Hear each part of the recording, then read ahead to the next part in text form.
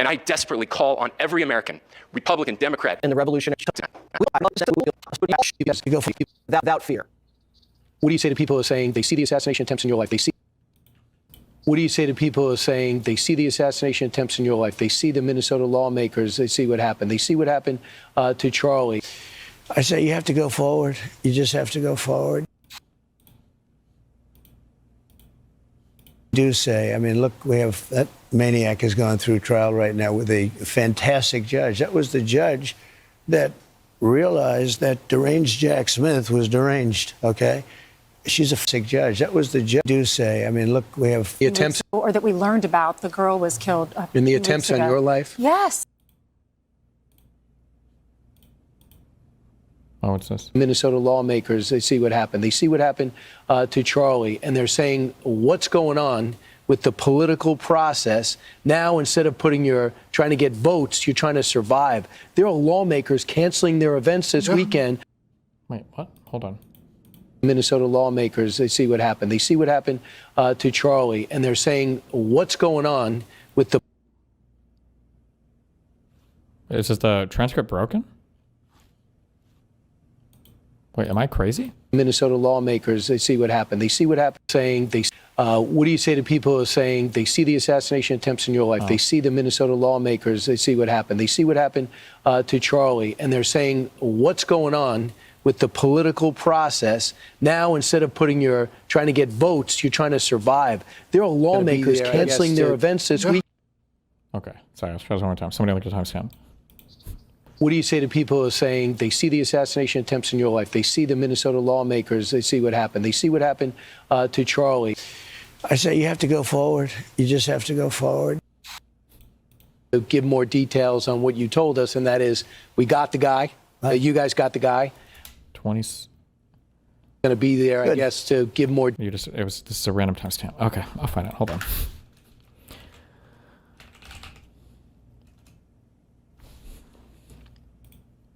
What do you say to people who are saying they see the assassination attempts in your life? They see the Minnesota lawmakers. They see what happened. They see what happened to Charlie, and they're saying, what's going on with the political process? Now, instead of trying to get votes, you're trying to survive. There are lawmakers canceling their events this weekend. AOC on the left and a lot of lawmakers on the right saying, I'm a little concerned about doing a public event. As president, what do you tell them?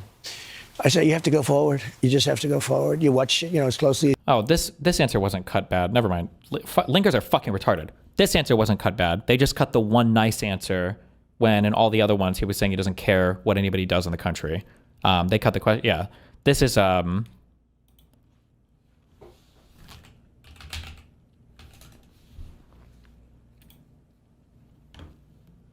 friends and families confirmed it. So is the message to the right, the people that are going to go, I want revenge, not to have revenge? Charlie Kirk would not want revenge. You want revenge at the voter That's where to go. But unfortunately, we don't have so many ballot boxes because they have mail-in voting, which is totally rigged. Okay. There are a lot of problems. I like ballot boxes where they do mail-in voting all over the place, which is rigged. Anytime, Jimmy Carter, they had a commission. He said, anytime you have mail-in voting, it's a crooked election, okay? And they got to stop. But I can't really say the ballot box because in some cases, like California, doesn't have ballot boxes. They send out 38 million ballots. Nobody knows where the hell they're going. Then they come back. Democrats get more than Republicans. Right. It's so unfair, the system. And we're going to fix this system. What are you going to do about? And then there was this one. Charlie was killed. How do we fix this country? How do we come back together? I'll tell you something that's going to get me in trouble, but I couldn't care less. The radicals on the right oftentimes are radical because they don't want to see crime. They don't want to see crime. Worried about the border. They're saying, we don't want these people coming in. We don't want you burning our shopping centers. We don't want you shooting our people in the middle of the street. The radicals on the left are the problem. And they're vicious and they're horrible and they're politically savvy. Although they want men and women sports, they want transgender for everyone, they want open borders. The worst thing that happened to this country, because I've already solved inflation, costs are down. Look at energy costs. You're going to have $2. Destiny, you've been saying the right needs to turn down the temperature. Agreed. It's kind of a cesspool at the moment. Honest take, do you think Kirk would have done that if some other right-toward was shot? He constantly advocated nonviolence. Would you want, say, Hassan or Vosh to turn that on the temp if you got shot? Not to put that evil energy out there or anything. What I want, I don't want anybody to turn the temperature down. I want the temperature to turn down, right? So that's the goal.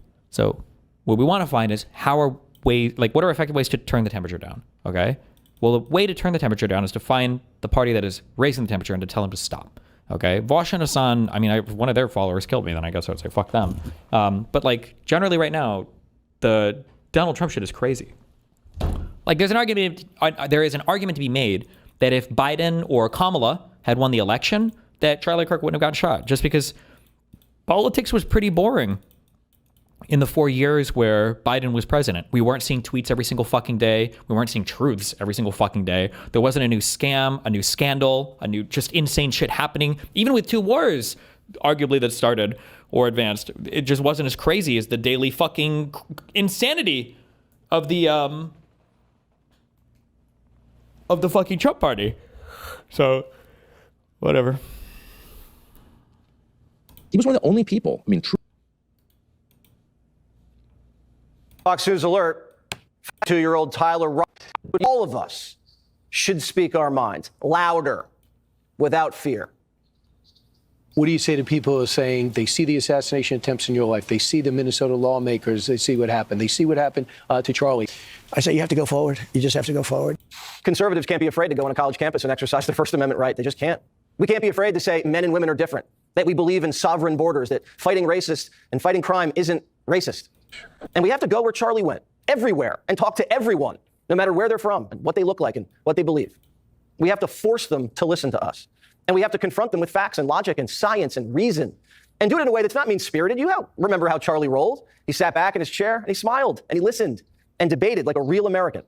And he did it in person, surrounded by flesh and bone, not staring down the rabbit hole of the internet alone. That's where hatred brews. Social media is a cancer on our society right now. And I would encourage people to log off, turn off, touch grass, hug a family member, go out and do good in your community. If this is a turning point for us, we get to make decisions. We have our agency. And I desperately call on every American, Republican, Democrat, liberal, progressive, conservative, MAGA, all of us to please, please, please follow what Charlie taught me. This country needs a spiritual awakening. We need to go outside, hug each other, touch each other, talk to one another, and find our faith like Charlie did, get married, have families, and live honest and decent lives with purpose. This spiritual reawakening will be a turning point. Charlie was the turning point. You can feel it. You can see it happening.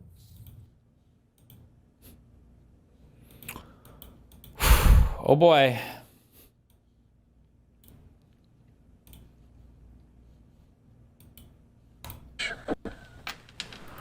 Jesus. This room.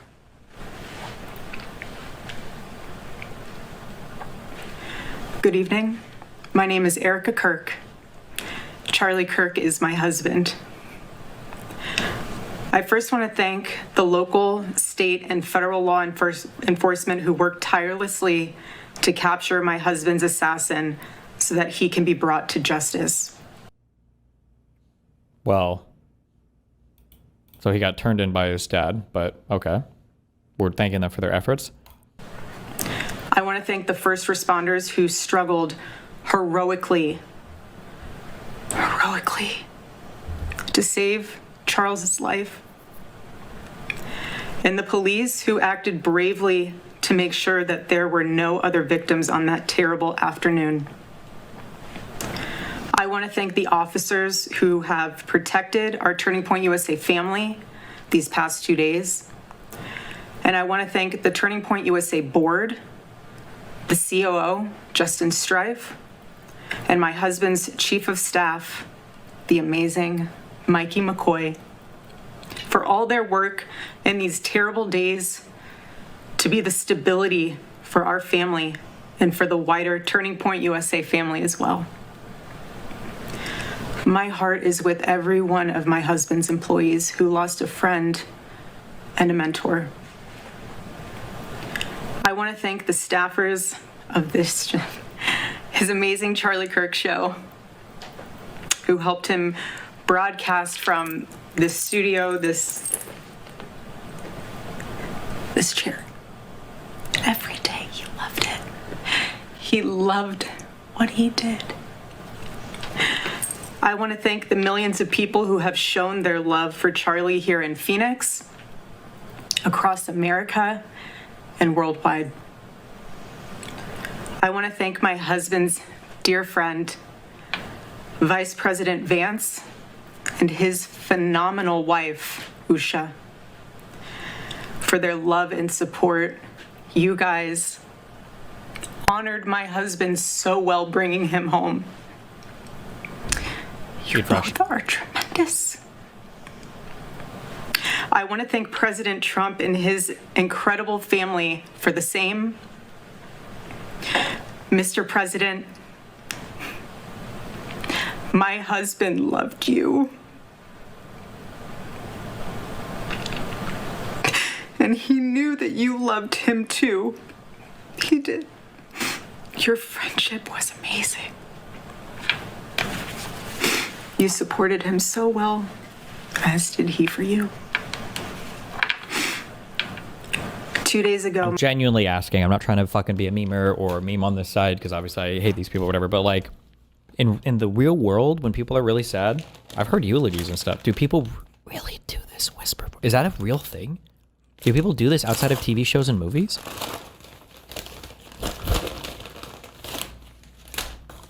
Okay, we got a couple yeses. It can be.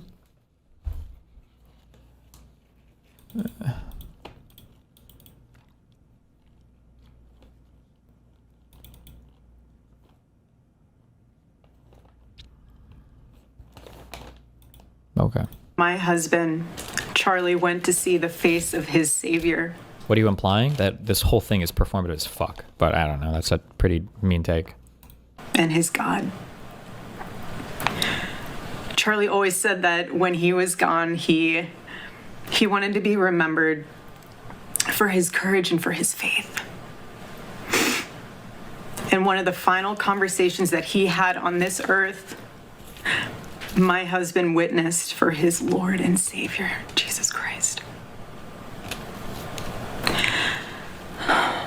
Now and like,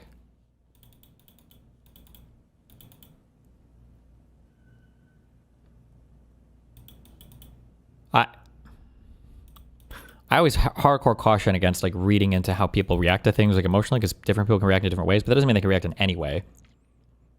This feels like, this is really weird. I don't know. This doesn't feel genuine to me, but whatever. I mean, it's no way to prove it, right? now and for all eternity, he will stand at his Savior's side, wearing the glorious crown of a martyr. Charlie loved life. This like look up into the sky and say, okay. He loved his life. He loved America. He loved nature, which helped him always bring him closer to God. He loved the Chicago Cubs. And my goodness, did he love the Oregon Ducks. He'd want me to say go Ducks, so I have to since they play on Saturday. So go Ducks. But most of all... Did she just touch the handkerchief to her nose corner? So, I'm sorry. Go Ducks. But most of all, Charlie loved his children. And he loved me with all of his heart. And I knew that. Every day I knew that. He made sure I knew that every day. Tear runs down the nose. Why wouldn't you wipe your eye too? I don't believe any of this. You know what? I'm full on that. I don't believe anything. Fine. Every day he would ask me, how can I serve you better? How can I be a better husband? How can I be a better father? Every day. Every day. He was such a good man. He still is a good man. He was the perfect father. Unless maybe it's like a super religious thing if you're fucking evangelical. Somebody said, my wife's family is super religious. This is unironically normal to them. Yeah, maybe for preachers or whatever. He was the perfect husband. Charlie always believed that God's design for marriage and the family was absolutely amazing, and it is. It is, and it was the greatest joy of his life. And over, he would tell all these young people to come and find their future spouse, become wives and husbands and parents. And the reason why is because he wanted you all to experience what he had and still has. He wanted everyone to bring heaven into this earth through love and joy that comes from raising a family. It's beautiful. Charlie always said that if he ever ran for office, I know a lot of you asked if he ever was going to, but privately he told me if he ever did run for office that his top priority would be to revive the American family. That was his priority. One of Charlie's favorite Bible verses was Ephesians 5, verse 25. Husbands, love your wives as Christ loved the church and gave himself up for her. My husband laid down his life for me, for our nation, for our children. He showed the ultimate and true covenantal love. I will never, ever have the words to describe the loss that I feel in my heart. I honestly have no idea what any of this means. I know that God does, but I don't. But Charlie, baby, I know you do too. I know you do. So does our Lord. And our world is filled with evil. But our God, you guys, our God is so good. He's so incredibly good. And we know that for those who love God, all things work together for good, for those who are called according to his purpose. Already I have seen the worldwide outpouring of love for my husband. I've heard the testimonies from people my husband inspired to get married, to start families, to seek out a relationship with God. It's the most important one of all.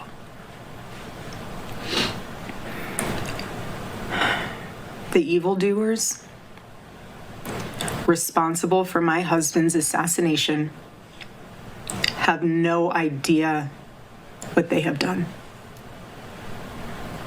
They killed Charlie because he preached a message of patriotism, faith, and of God's merciful love.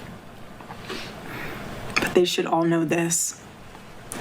If you thought that my husband's mission was powerful before, you have no idea.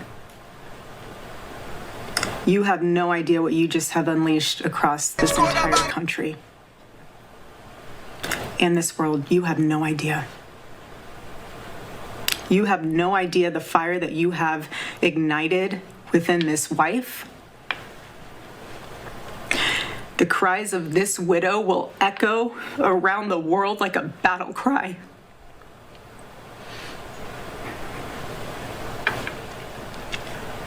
To everyone listening tonight across America, the movement my husband built will not die. It won't. I refuse to let that happen. It will not die. All of us will refuse to let that happen. No one will ever forget my husband's name, and I will make sure of it. It will become stronger, bolder, louder, and greater than ever. My husband's mission will not end, not even for a moment. And one of Charlie's greatest talents was his ability, this phenomenal ability to choose great people to follow him. He could always find the ones who could handle any setback. And it's almost like he knew. He could see it in you. Even when you couldn't see it in yourself, he just knew. He knew you could handle it. You thought you only had 5% left, and he knew you had 15. He knew you were ready to go that extra mile even when you didn't. He always challenged people around him to work harder and to be better. He never gave up. And I love knowing that one of his mottos was never surrender. So I want to tell you that we'll never surrender. We never will. Ever. Ever. Our campus tour this fall will continue. There will be even more tours in the years to come. America Fest here in Phoenix this December will go on. I feel like if you're sad and talking, your voice goes shaky and you tremble. Is this something I've only ever seen in movies/TV? And generally it's poorly acted. Maybe I'm just super autistic. Well, I feel like I guess I'm generalizing. It's from my experiences. You know when you're like fucking and you're like close to cooming and you're like about to coom and you're like on the edge? I feel like when you like you would never say you have sex where you edge for like 20 minutes, right? Unless you're a super gooner or something, you know? I feel like if I'm talking to somebody and they're at the point, once they get to that point, to hold that for like a 10 or 20 minute thing, I feel like at that point they either start crying or they have to basically stop talking until they recover. I've never heard somebody be able to just keep talking at this point. But maybe in different circumstances, maybe it happens. I don't know. I don't have that many points of comparisons in real life. I've got a few, but I've never heard somebody who can push through and have like a whole conversation, and they either have to cry and like get it out of their system, or they have to take a moment to calm down. I guess the thing I can think of the most was like Rittenhouse is clearly triggered on the stand. Mr. Rosenbaum was now running from my right side, and I was cornered from in front of me with Mr. Zeminski, and there were like holding this and then having a 10-minute conversation. Just in my personal opinion, it doesn't seem possible. You either calm down at this point or you just start crying. I've never seen anybody like just carry on past at that point. But there were 3 people. But maybe some people can. I don't know. I don't believe any of them. It will be greater than ever. The radio. Well, no, I'm sorry. Let me clarify. I do believe Rittenhouse's tears are real. I don't believe anything that comes from these people, whoever these people are. Podcast show that he was so proud of will go on.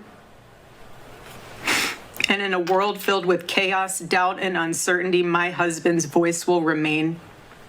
And it will ring out louder and more clearly than ever. And his wisdom will endure. My favorite too, but my husband's favorite word in the English language was earn.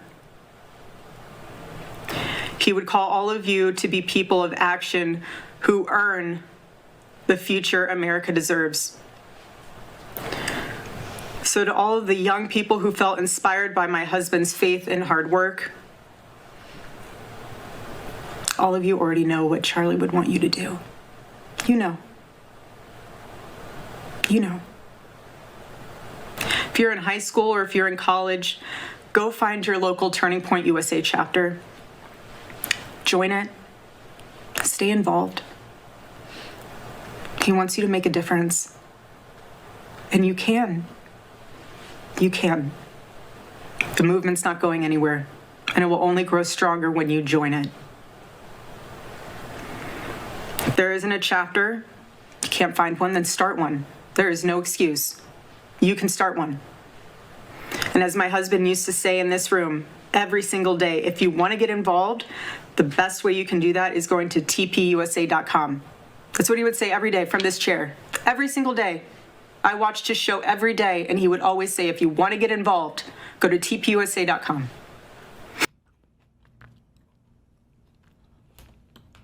Is she getting paid for this activation, or do they have this on like an affiliate link? I wonder if she's getting like a per sign up bonus right now. That's pretty wild, but whatever.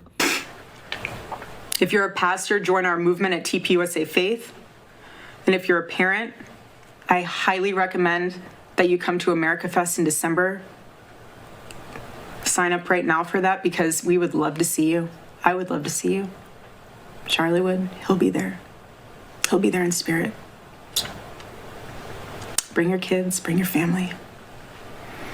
But most important of all, if you aren't a member of a church, I beg you to join one. A Bible-believing church. Our battle is not simply a political one. Above all, it is spiritual.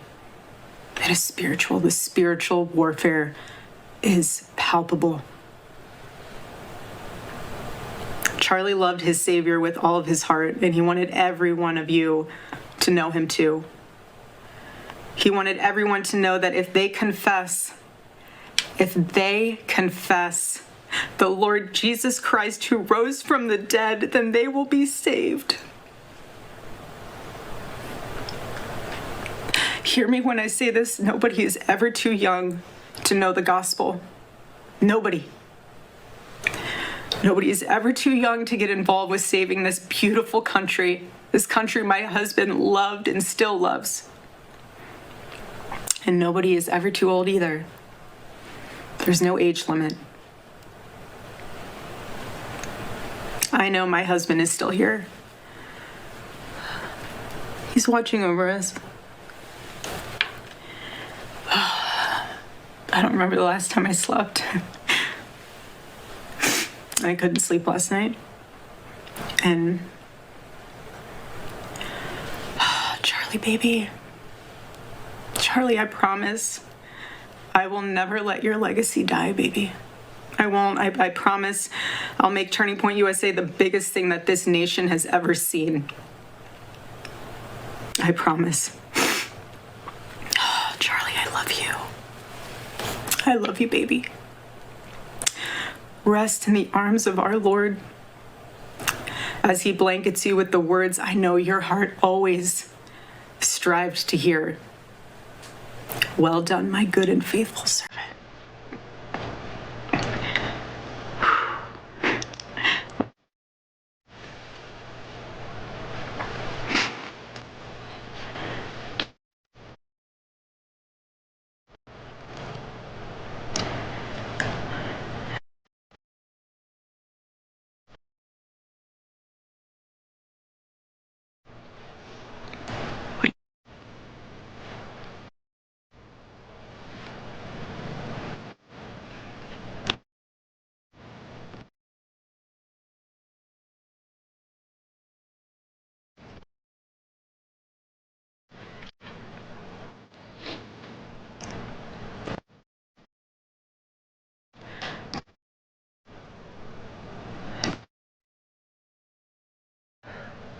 Doing what you always want to do, baby. Making heaven crowded, right? That's what it's all about. Making heaven crowded. I can't wait to see you again one day. Thank you all again who love my husband, who supported him, who wrote him an email every single day during his radio show. He read all of them. All of them.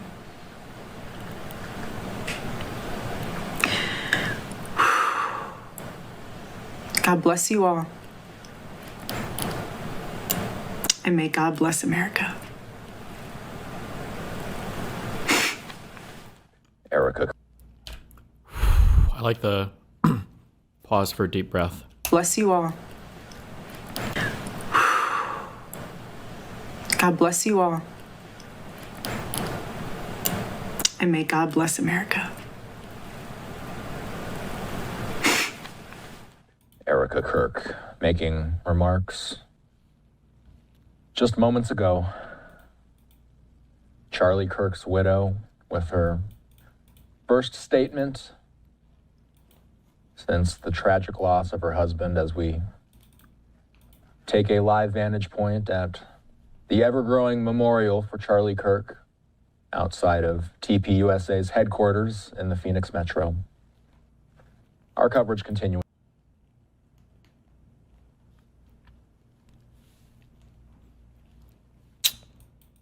Wow. Somebody linked Jackie Kennedy addressing the nation a month after the assassination. I don't know how long.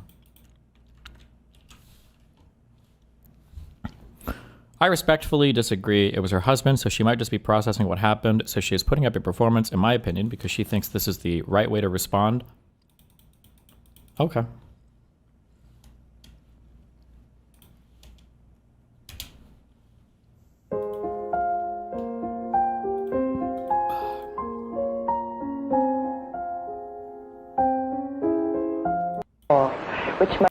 I want to take this opportunity to express my appreciation for the hundreds of thousands of messages, nearly 800,000 in all, which my children and I have received over the past few weeks.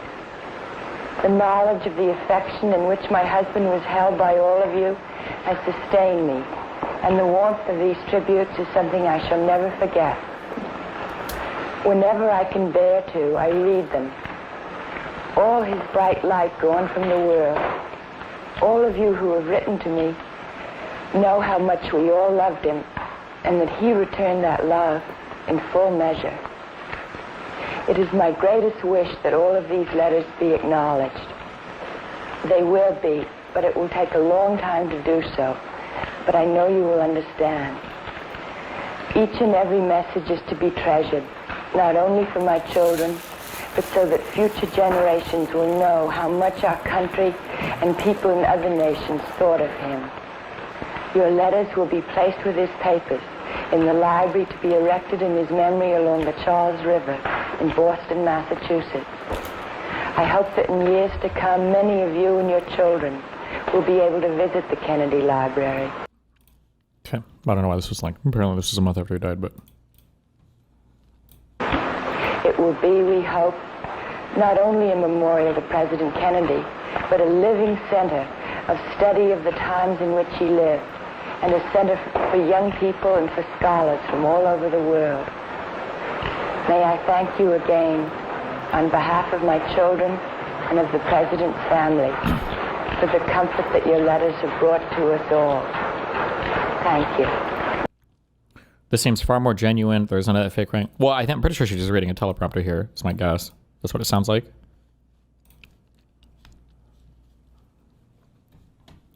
Knives, 857. Thank you for the 20 gifted memberships, buddy. That's 53 days after. Okay, thanks. I don't know watch that.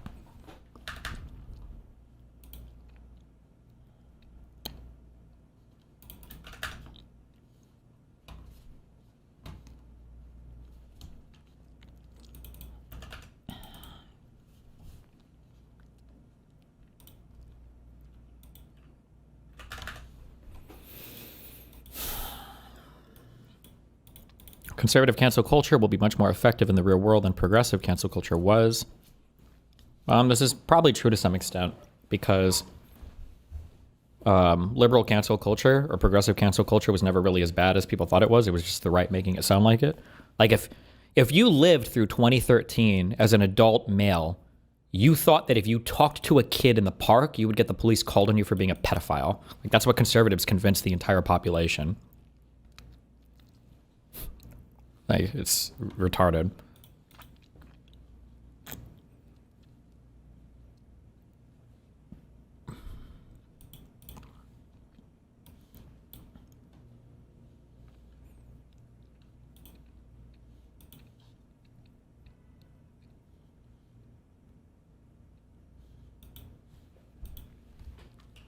This fanfic posting, what the fuck?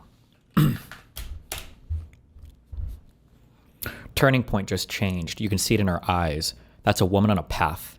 You ghouls fucked up big time, Madam President.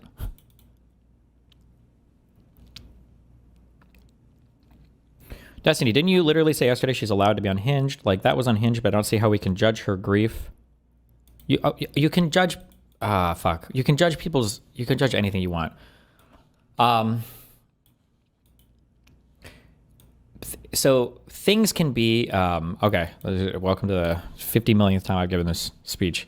Things can be irrational. People can behave irrationally, but people are never random. So when somebody's grieving or something's happening, there might be things that people do that are like irrational. What did we see yesterday? Was it a tweet or something? Like, I could understand somebody, like tweeting something crazy, saying something crazy, doing whatever Like if you're grieving, right? Like if there was a speech being given and she walked up and grabbed the mic and she's like, fuck the people that killed Charlie Kirk, we're coming for you or whatever. Like I could get it. A 17-minute prepared speech where she's clearly like written a script, has made decisions about the political future of Turning Point USA, is promoting membership signups and everything. Like every word here is chosen is intentional at this point. This is not like just an unhinged, erratic, irrational behavior. This is like a calculated, planned thing. I feel like the emotions didn't sell it for me. And the video at the casket is crazy. Yeah. Just because like people can act irrationally doesn't mean that every single behavior is now conceivable. I don't know if that makes sense.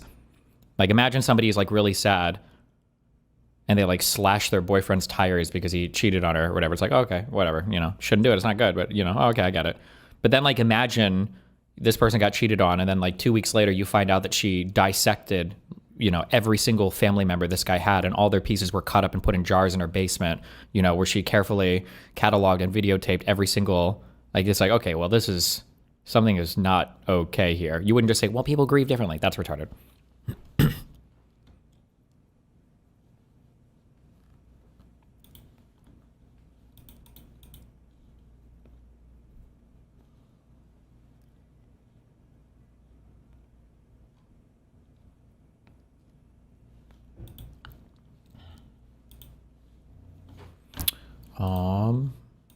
But whatever.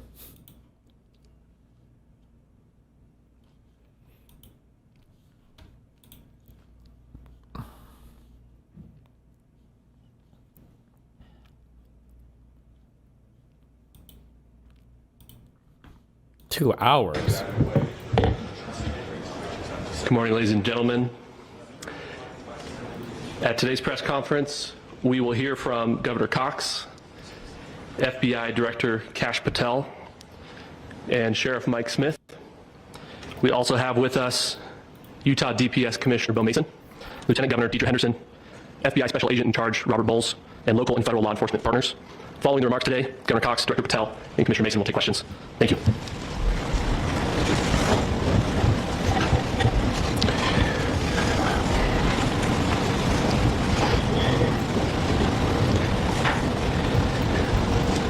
Good morning, ladies. Why would the DPS commissioner be involved in this? Wasn't this just like high single target burst? That's the only one I'm going to make about that. I'm sorry. Gentlemen, we got him. On the evening of September 11th, a family member of Tyler Robinson reached out to a family friend who contacted the Washington County Sheriff's Office with information that Robinson had confessed to them or implied that he had committed the incident. This information was relayed to the Utah County Sheriff's Office and senior investigators at Utah Valley University. This information was also conveyed to the FBI. Investigators reviewed additional video footage from UVU surveillance and identified Robinson arriving on UVU campus in a gray Dodge Challenger at approximately 8:29 a.m. on September 10th, in which he is observed on video in a plain maroon t-shirt, light-colored shorts, a black hat with a white logo, and light-colored shoes. When encountered in person by investigators in Washington County on September 12th, in the early morning hours, Robinson was observed in consistent clothing with those surveillance images. Investigators interviewed a family member of Robinson who stated that Robinson... Jesus. Okay, what do you want? Hi. So about the prisoner's dilemma, I would just like to add, you usually assume that the prisoners are like in the same place. I don't think you can say that here because the right dominate the media by a lot, and anytime you give them any ounce of ammunition because they dominate that media, they will just use that to further their victimhood. Yeah, I said this. Yeah, the media apparatus is an issue. Yeah. Yeah, so it won't be the same if you're equally unhinged, it won't work. Yeah, the media environment has to change as well. Yeah. Yeah, but so shouldn't what you're doing now be like phase 2? What do you mean? No. The when you say that they control the media, therefore, like, you have to be careful about giving them ammunition. They fabricate ammunition. That you will never be able to. You shouldn't waste any time trying to quell every single thing that's said on your side when the other side is like an open civil war dialogue. It's a waste of time. It's a waste of effort, and it'll never be successful. You should just be pressuring the other side to bring it down, because they'll find any piece of ammunition they want. What I just said. Every time somebody's asked to disavow anything, they should just say Donald Trump should do it first, and then we'll all follow suit. Knowing that it will help legitimize their position. Their position is already fully legitimate to them. What do you mean? No, to their audience. Well, then fine. Then the position will be legitimized to their audience.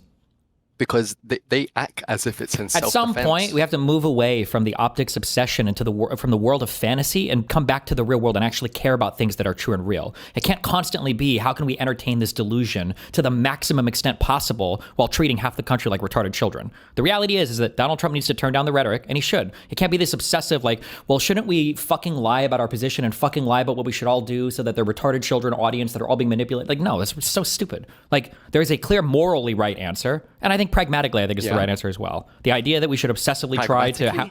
pragmatically, I think it is the correct answer.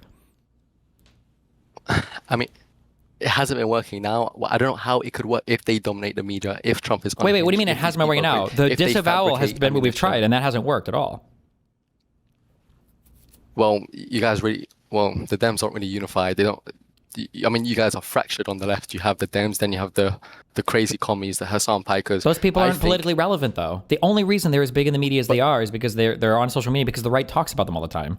Exactly, and they use them to point to Democrats. Okay, so how do we tone down Hassan Piker's rhetoric or Vosh's rhetoric?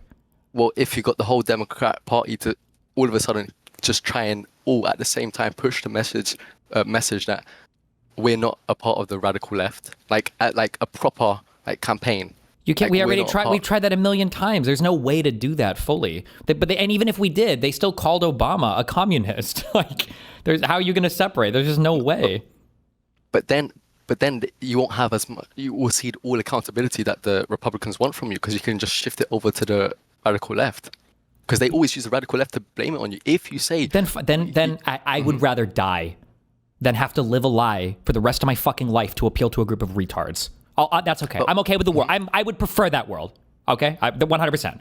Like the idea that I have to constantly rhetorically navigate where we lie over and over again because the other side gets to rape you in any hole they want at any point in time if you accidentally leave anything exposed is such a cucked loser fucking way of approaching politics. Why doesn't the right have to constantly disavow the grapers? Why doesn't the right have to constantly disavow every insane right-wing movement?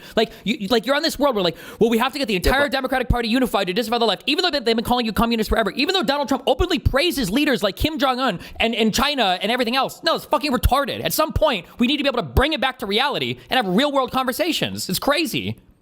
No, but I completely agree. But the issue is that because of the radical left, they can try and legitimize their position. If you disavow them, you see all accountability and you kill two birds with one stone. You can do both. Yeah, I think you should disavow them. I do. Yeah, I think everybody should too. So but you can do both at the same time.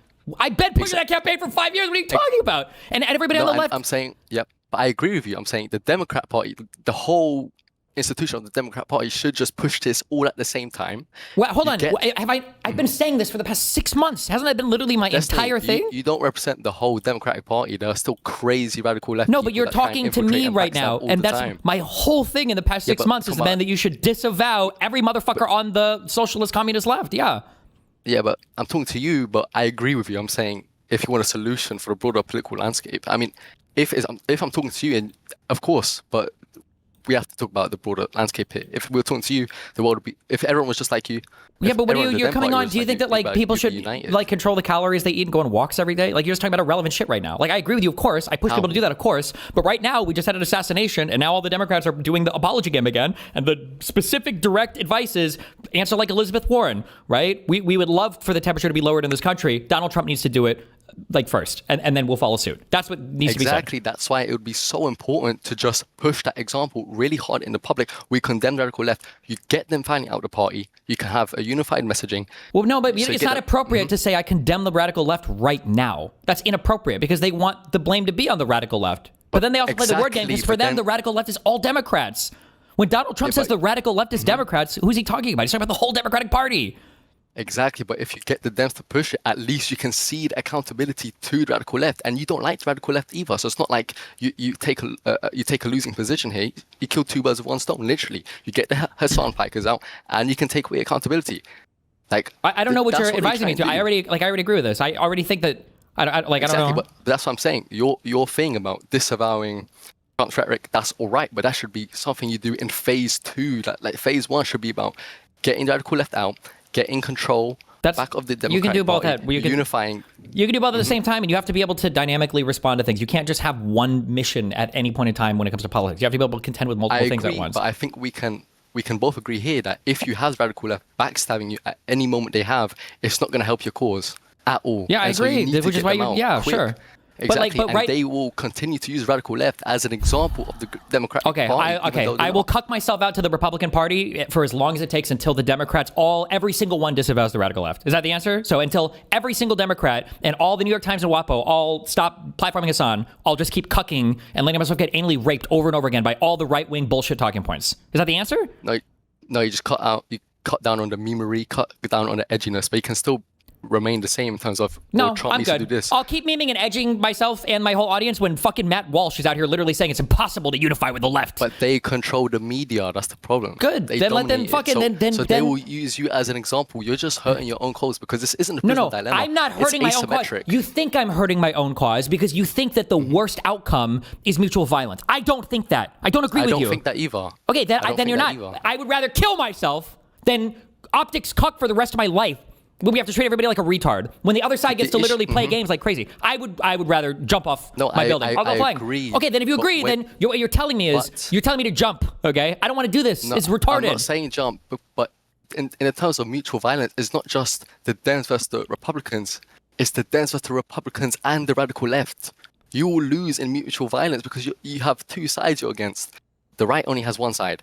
Okay, then that's fine, and so I'll sneak over to the MAGA. Then I'll sneak over to the MAGA side at the same time, and then that's what America should be. Because that's So I think what it's is fine. the solution? Because I feel like mine at least tries, but yours. We've been doing yours. I've been doing what you've been saying in particular for at least the last year. I've been fighting against tankies for a long fucking time. But just because you have to disavow the left doesn't mean that you can't also say, yo, we're not going to be the ones that are constantly on our knees begging to turn down the temperature when Donald Trump himself won't do it. You can do both of these things at the same time. You don't have to be on your knees.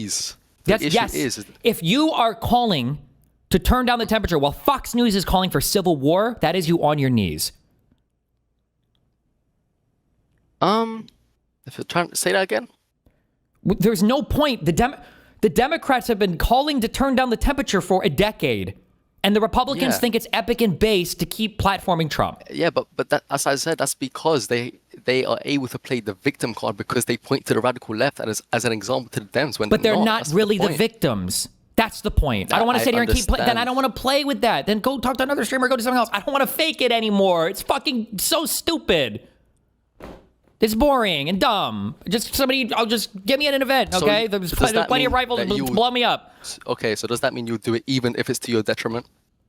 It's not as much a detriment as it is to my psychology to have to play this other retarded game. The reality is I don't believe that your strategy would be effective. You will never reach the level of disavowal that is necessary for Republicans to stop playing in Fantasyland.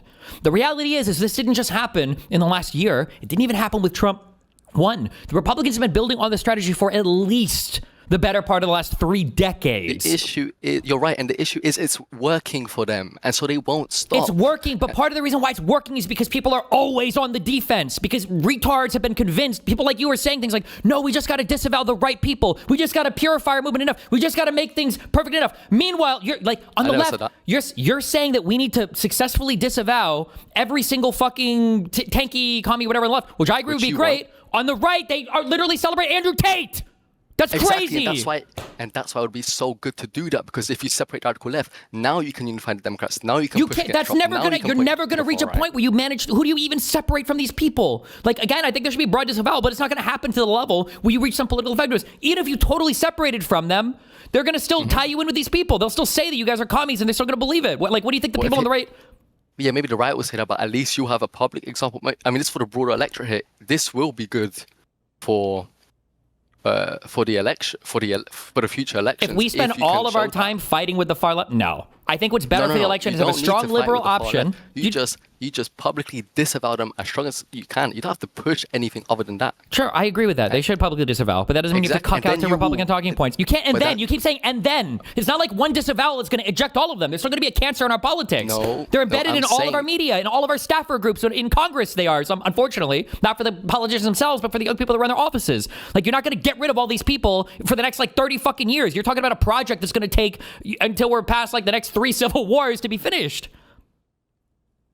But So what do you want to do exactly? You just want to keep on saying I don't your edgy understand. shit? Hold on. I'm going to read this one more time, and then I'm done. I don't know why people keep asking me to say the same thing over and over again. You do not unilaterally disavow. You say Donald Trump needs to turn down the fucking temperature. Once I hear him calling for disavow, we would love to follow suit. The temperature won't lower until he does it.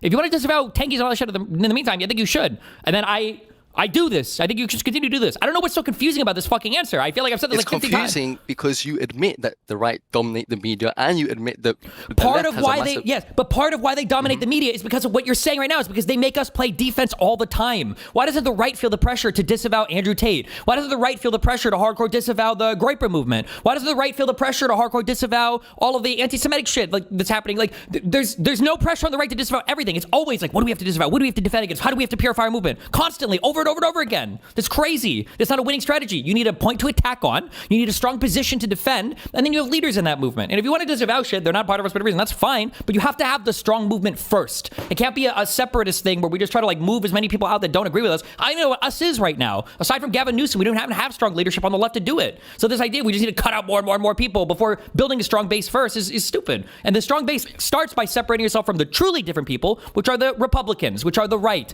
And at the same time, I think that also pulls the plug on some of the lefty shit because they sit here and say both parties are the same anyway, which they're not. But you shouldn't give them an attack vector. They are by being edgy. Okay. I mean, you're wrong. You're just wrong. I don't like. You're saying don't give them an attack vector. Well, they've got fucking 14-year-old kitty fucker Roy Moore that they're pushing for Congress in special elections at the behest of Steve Bannon, who founded the fucking alt-right Breitbart. Like it's so fucking retarded. I don't understand how. I don't know how to make you people understand. I can't. There's nothing else I can say. No, I understand. You're on a left. You're a guy in the Coliseum. You're fighting a dude who's ass fucking naked, who's a diabetic, who's dying on the field with a sword, trying to stab you and kill you. And meanwhile, you're a dude with 2 tower shields and full plate mail, and you've got like a little patch on the back of your neck, and you're like, oh, we can't fight yet until we patch this thing up. And the guy in front of you is like barely breathing. It's so stupid. This strategy. They always have an attack vector. You admit that you're not in the same, that both prisoners are not in the same position, and yet you're trying to use the rational way, which is by using the same type of method they're not yet. No, but the position that we're in isn't that they are better. It's just that they're always on the attack. Exactly. And you know, you're calling for us to be more defensive, to defend more and more and more and more. Yes. No, you're able to attack if you're unified. That's when you're able to attack, not when you're getting backstabbed constantly. Sure. So you disavow, but you still need. I think we can agree there. Okay.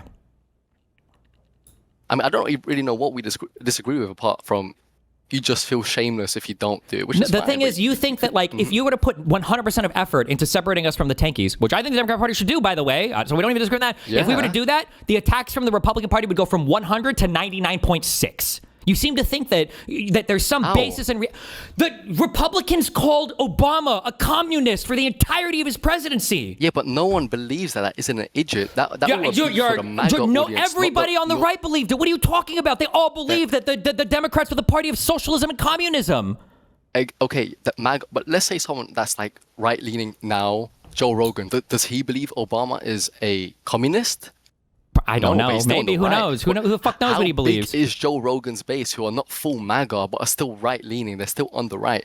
Most of them probably don't think of Obama as a communist either. You don't have to fight. MAGA are a lost cause. You now need to try and get people from the center-right to realize that the Republicans are not the Republicans of the past. MAGA are a lost cause. That's 98% of the Republican Party. So what we should do is build a strong left, build a strong liberal party. That's what we should do. And that doesn't start by disavowing everything that the Republicans. But that starts with you determining yourself, what your values are, what you believe in, and then building on that. Not looking to the right and go, okay, well, who's the right attacking today? Oh, trans people? Okay, well, you got to disavow the crazy trans people. Who are they attacking? Oh, they're still attacking the crazy trans people. Oh, and the socialist communists? We got to disavow them next. Okay. Oh, now who are they attacking? Oh, shit. No. That's what you're saying. Yes, you're letting them. But how can you have values if you do not disavow the radical left? How can you build values? Because the disavowal is a byproduct of the movement that you build. It's not a focus. You don't build a movement to reject tankies. You build a strong liberal movement that is a byproduct of what it believes in, rejects tankies. It just happens. I mean, you should also like verbally affirm this and everything as well and draw distinctions. Again, I agree with this. Again, I've been doing this for the past fucking year, right? But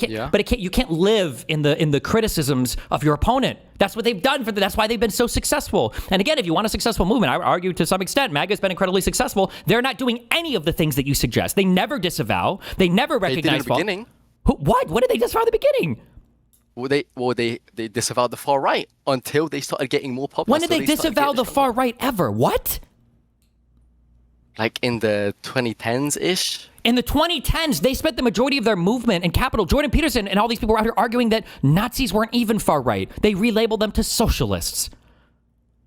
No. But the electorate, like during Obama's period, most people were not, like the people now that are centrists and are now actually Republicans, they weren't the type of people that they are now back then. They were much more liberal. They believed much more political speech. It's become increasingly radical. It's become increasingly fascist, increasingly nativist, all because they started getting more powerful, and then they started, through the domination of the media, they started just slowly putting in more radical information. It wasn't like this before. It wasn't like this before, I agree, but part of their strategy has been attack. It's never been disavowing. I don't know where this disavowal thing comes from. Well, if they didn't believe in it at first, then they would have disavowed it, and they did disavow it. I mean, Nick Fuentes was disavowed. I mean, he's becoming crazy popular on the right now. That would never happen 10 years ago. That would never happen 15 years ago. Never. And I think we can agree on that. I don't know if I would agree on that. Al Gore literally had his election. Nick Fuentes? I don't know. Al Gore literally had his election fucking forfeited to him. Donald Trump could barely disavow. I don't even know if he did. Disavow the fucking Ku Klux Klan leader. Meanwhile, the left has to disavow every single fucking... I remember when they talked about the fucking Weather Underground was associated with Obama. I remember all the old fucking Obama conspiracies. Yeah, remember you're saying disavow. One of the biggest attack vectors on Obama was fucking... It wasn't Farrakhan. What was the name of... It was it was his preacher in his church. They started listening to his sermons. And I remember that whole God bless America, God damn America, the chickens have come home to roost. And then you would be on here on my stream saying next, oh, well, we should be disavowing crazy pastors. It never ends. There's an infinite amount of material for people to attack. That's super esoteric. I mean... Listen, you're young or you're in another country. I lived and breathed this stuff. It was not esoteric. I heard that clip played a million fucking times. The chickens have come home to roost. God damn America. I heard that played so many times. This and a million other attacks against Obama. Yep. Yeah, on right-wing media, I don't think the normie really cares about these things. The normie isn't that into politics. I mean, you know this for sure. The average person just doesn't care. If you can just show that you're a part of your principles, you get rid of the radicals so you can see the accountability that far right. For the average person who doesn't care, you just stand on strong liberal principles. The average person doesn't know what the fuck a tanky is or a Marxist-Leninist is. You don't have to disavow... When the average person sees Charlie Kirk get murdered and every single social media platform being filled with it's all the trans, it's the left, the Dems, yeah, that's going to radicalize them, or at least going to push them. Yeah, but that has nothing to do with us disavowing tankies. Well, it can, because then you can see the accountability, of course. To what? To the radical left, so that... What does the radical left even have to do with this right now? Well, the right wing use so when the right wing attacks you, it's because they first claim victimhood and they say it's in self-defense. They're lying, but they say it's in self-defense, and then they always point to examples. The examples they point to is always the radical left, and they try and point. What's the first example that they pointed to? The first example they pointed to was that it was a trans shooter. That was incorrect. Then they tried to make it sound like it was some fucking terrorist-trained super soldier guy. That was incorrect. Yeah, you just proved my point. They're trying to always point it to someone on the radical left and then blame it on the Dems. Yes, but it's working even when the reality isn't there to support it. It still worked. That first day or two of huge media was still really effective, even though they were literally talking about nothing. Donald Trump came out the same day and blamed the radical left before we even know who the shooter was. Yeah, so if you completely erase the Democrat Party from that position, you won't be scathed. You won't be harmed. But there is no Democratic Party supporting trans radical shooters. I know, but they try and point it as if you make it super open. The issue is that the left media is so fractured. The left media is, a lot of it is dominated, unfortunately, by the radical left, by the Hassan Pikers. The left media is fractured, and I agree, but it's fractured because they're so cucked. The firing of Chris Dodd is more of a condemnation, or Matthew Dodd, or whatever the fuck the guy is more of a condemnation of left media than the retarded fuckwits at WAPO and New York Times interviewing fucking Hassan Piker. Like the reason why the media on the left is fractured is because of what you're saying. Is because they don't want to have Trump derangement syndrome, and they're trying so hard to be critical of themselves and disavow the crazies and to be fair and balanced. Meanwhile, on the right, they don't give a fuck about any of that. It's because all of them are practicing your strategy. That's why they fired the guy 2 days ago.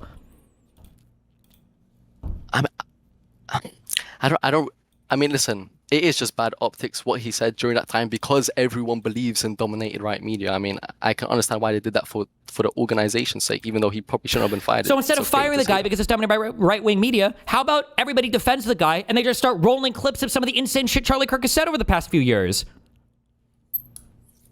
Yeah, that works perfectly. That works perfectly, but the right will always blame the radical left. Then let them do it. Then fight on your own side. Fight aggressively instead of trying to patch every single possible attack vector. How are you going to fight if you're fractured? You're fractured because you're not fighting. No, you think it's cocked to disavow the radical left. I think it's the opposite.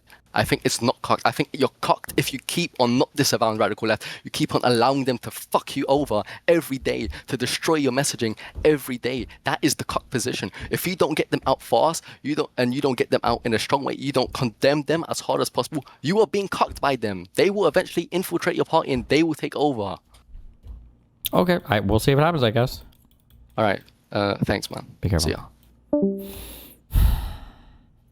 Okay. Consistent clothing with those surveillance images. Investigators interviewed a family member of Robinson who stated that Robinson had become more political in recent years. The family member referenced a recent incident in which Robinson came to dinner prior to September 10th, and in the conversation with another family member, Robinson mentioned Charlie Kirk was coming to UVU. They talked about why they didn't like him and the viewpoints that he had. The family member also stated Kirk was full of hate and spreading hate. The family member also confirmed Robinson had a gray Dodge Challenger. Investigators identified an individual as the roommate of Robinson. Investigators interviewed that roommate. Kirk was coming to UVU. They talked about why they didn't like him and the viewpoints that he had. The family member also stated Kirk was full of hate and spreading hate. He's talking about the other family member, not the shooter guy right now, or?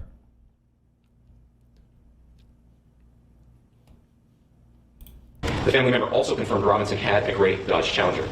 Investigators identified an individual as the roommate of Robinson.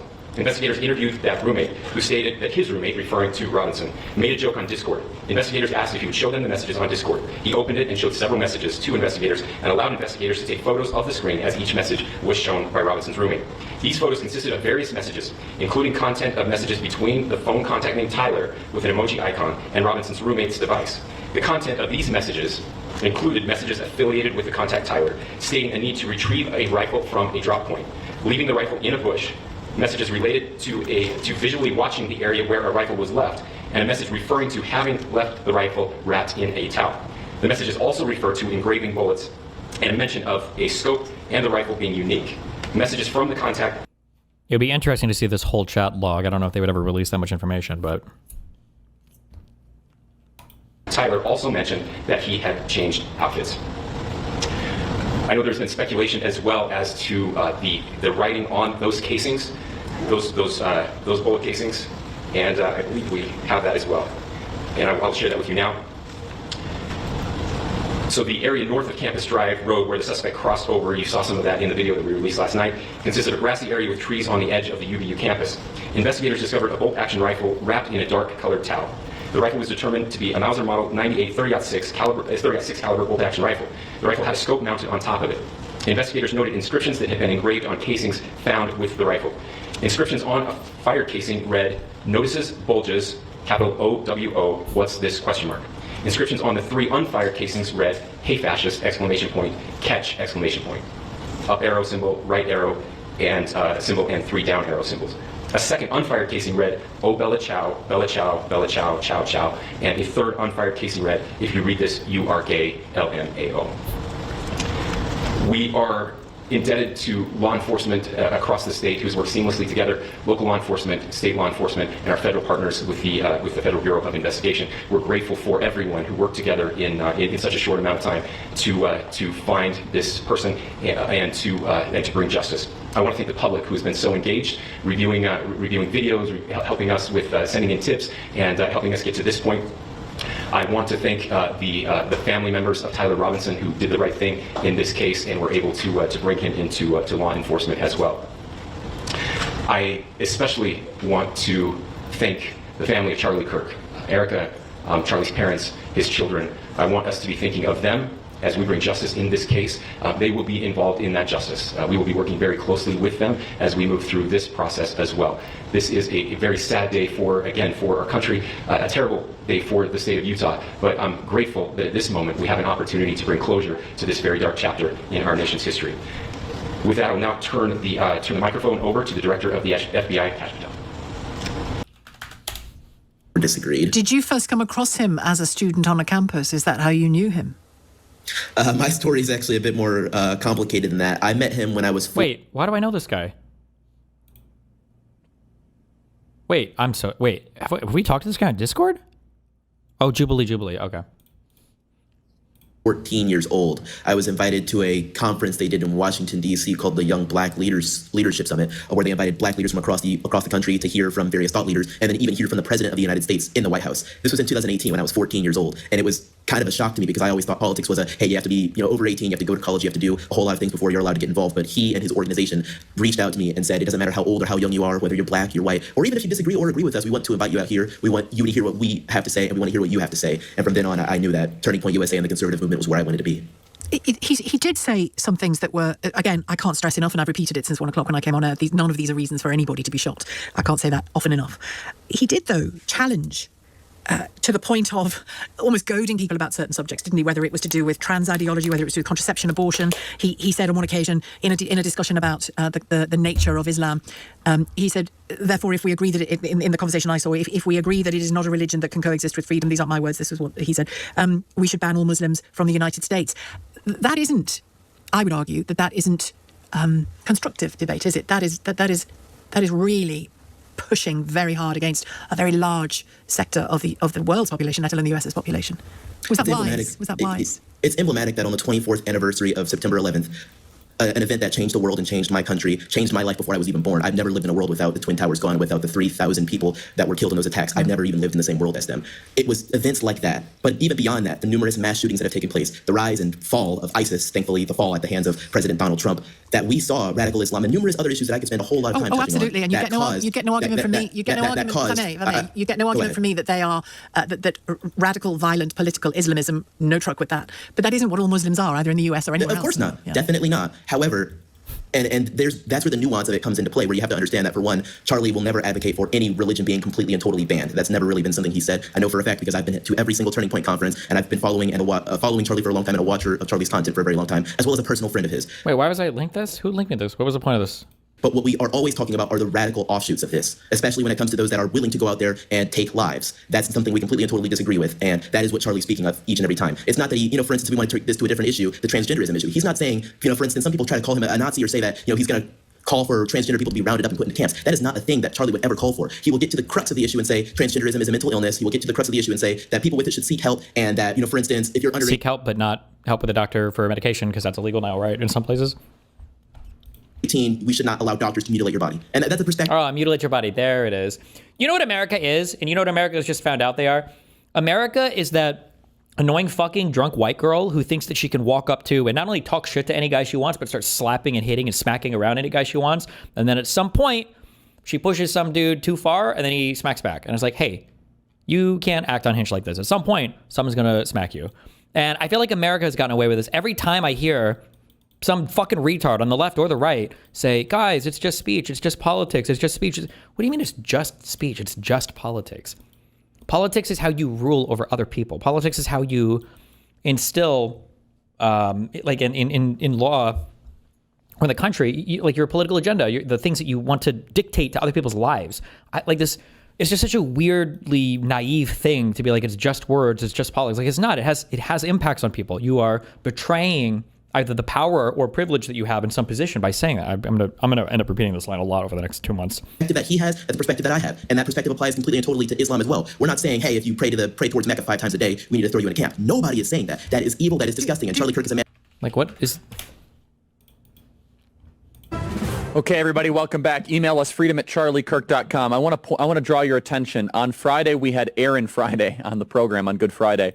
A very powerful episode. I almost never re-listen to conversations. I re-listened to this one, and it is excellent.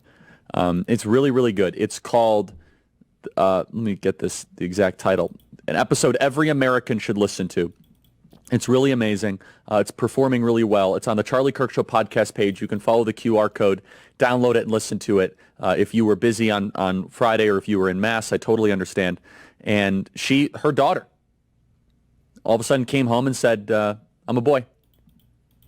She said, what? And the whole assembly line, the conveyor belt, was started to grind. They wanted to give her cross-sex hormones. They wanted to give her testosterone therapy. They wanted to cut off her breasts. They wanted to do all these sorts of things. And these doctors do this without any thought whatsoever. Yeah, sure. Here's the script. Here's the clinic. Go here. Go for surgery.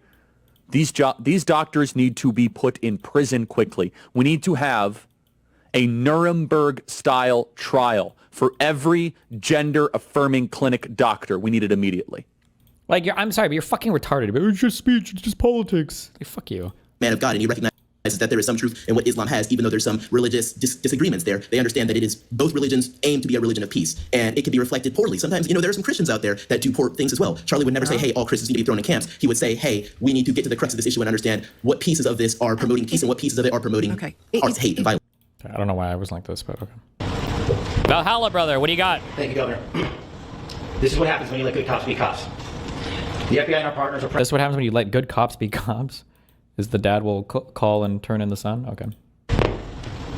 Thank you, Governor. This is what happens when you let good cops be cops. The FBI and our partners are proud to stand here today together to bring justice to the family of Charlie Kirk in honor of his memory. I want to express my deep gratitude to President Trump, the Vice President, and the entire White House who have been so incredibly supportive with both resources and just personally to the FBI as a team. They had our backs the entire way, and I just want to express my gratitude for giving us the resources we need to operate in this space to bring this sort of justice at this sort of speed. In 33 hours, we have made historic progress for Charlie. Governor Cox, our partnership has been absolutely incredible these last few days. Our partnership will endure. Your state and local partners, your sheriffs, your DPS community has been unbelievably impressive in the hardest of times. And a case like this cannot be solved, cannot be brought without partnering with your state and local authorities. The FBI has a certain role to play. We will play that role, and we will lead out the federal government. Governor Cox, we are so grateful for your state partnership that led out on this investigation. A little bit of the timeline. Charlie was shot at 12:23 p.m. on Wednesday. The first FBI agents arrived on scene in 16 minutes with chiefs of police at 12:39 and secured the scene. The FBI immediately launched fixed-wing assets. We utilize these assets to transport personnel, specialty technicians, hostage rescue teams. We also utilize these assets to go back and forth from the East Coast and here in Utah to transport forensic evidence and other evidence that will be analyzed, that is being analyzed at our FBI laboratories in Quantico and other laboratories, including the ATF. At my direction, the FBI released the first set of FBI photos of the suspect at 10 a.m. local time on 9/11. Then, shortly thereafter, the FBI reward of $100,000 was released at 10:45 a.m. local. Myself and Deputy Director Bongino arrived on the scene at approximately 5:30 p.m. on 9/11. The governor led a press conference last night at approximately 8 p.m., where at my direction, the FBI released a never-before-seen video of the suspect. We also released new images to the public of the suspect. And just last night, the suspect was taken into custody at 10 p.m. local time. In less than 36 hours, 33 to be precise. Wow. Thanks to the full weight of the federal government and leading out with the partners here in the state of Utah and Governor Cox, the suspect was apprehended in a historic time period. And I want to highlight what Governor Cox said. This would not have been possible without you, the media, and you, the public. That's why we went so public, so fast, and we're so transparent, and we're committed to that transparency. The crime scene, just a little bit there. It is a large crime scene. State and local authorities, along with federal authorities, processed that crime scene quickly, and I even had the ability to walk through that crime scene and walk through the steps the suspect took to learn more about what was needed and what resources we needed to bear to create a full picture for the FBI and leadership back in Washington.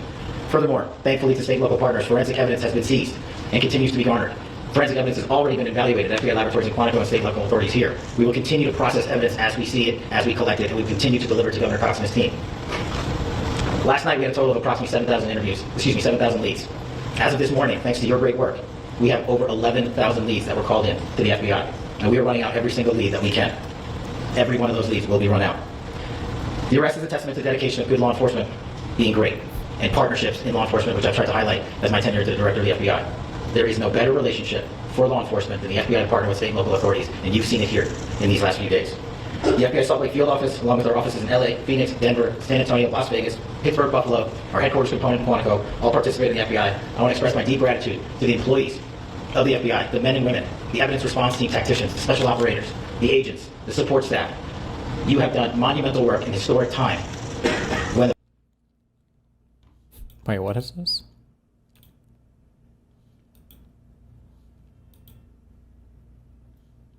Does he say anything of value in this? Or hold on, somebody just the thing that Rob Noah was talking about 2 years ago. You have to give the Democrats and sort of the establishment a tip of the cap because they know how to control a narrative so much.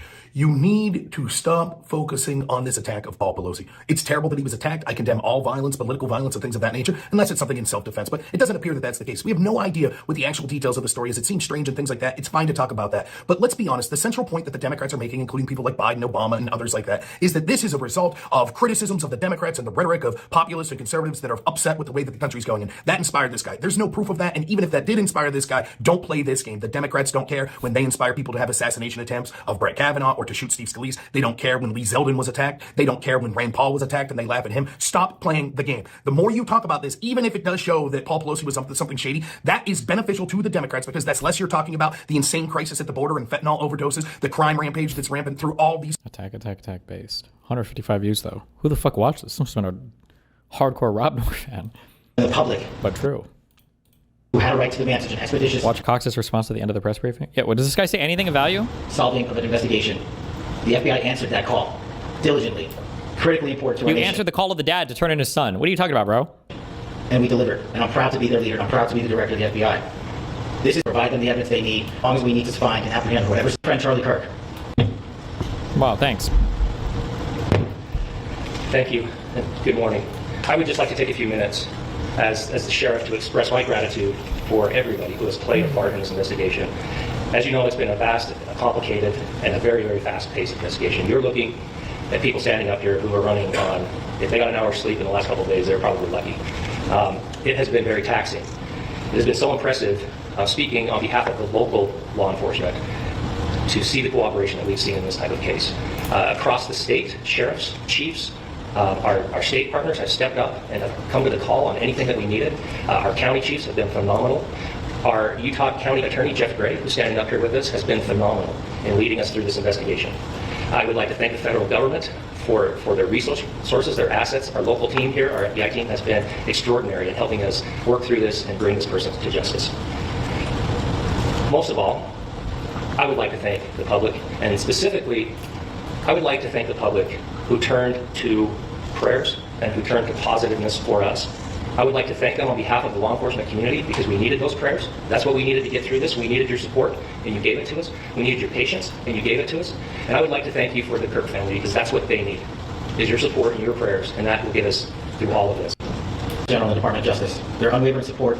I feel like I'm watching like an award show. Like, thank you for my Oscar. I want to thank my production assistant. I want to thank the. Preachy, but I think it's important that we, with eyes wide open, understand what's happening in our country today.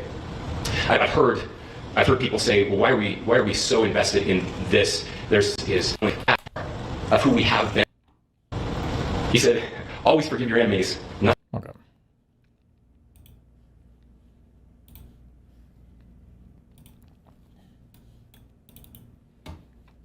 Are there pictures of the bullets yet? We read off all these 4 things.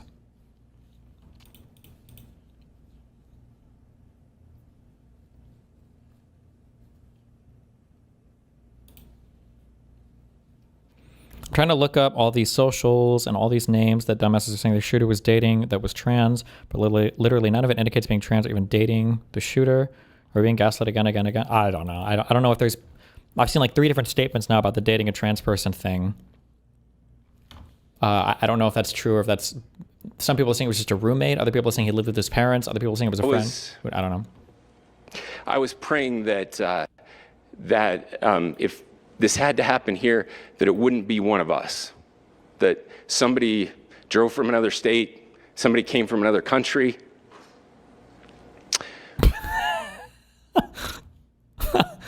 Okay. Base. That's a statement. Please, Donald Trump, please save me. Please save me, Donald Trump, please. I'm asking you. Please save me. Please save me. Please get these people away from me. People are watching all of these videos and cheering. Some people are cheering that Charlie was killed. Some? How do we fix this country? How do we come back together? I'll tell you something that's going to get me in trouble, but I couldn't care less. The radicals on the right oftentimes are radical because they don't want to see. See, this is the whole problem. You know what? This is the whole problem. So he just listened to the president of the United States refuse to he literally said he didn't care about fixing the country. Oh, he's probably about to go off on a 45-second rant about how insane it is that the president of the United States was teed up to say the most basic human decency thing ever. And he fucked up. He failed the easiest QTE in the universe. And XQC is about to go off on Trump for failing to say, hey, wouldn't it be easy to say we should bring the country together? We do need people to calm down, right? Imagine if he just started going off on random Twitter accounts though. The radicals on the right oftentimes are radical because they don't want to see. See, this is also a problem. You know what also is a problem? This tweet is a problem. This guy, this he can do this shit. Right, left, these guys don't do this shit. They don't tweet better. This tweet is shit. Fox News, the head of this country, Trump, I could care less. That is not the content. That is absolutely a complete misquote of what was. He said, what? He doesn't say he doesn't care less. Trouble, but I couldn't care less. Fix. He says, I couldn't care less that this will land me in trouble. Not.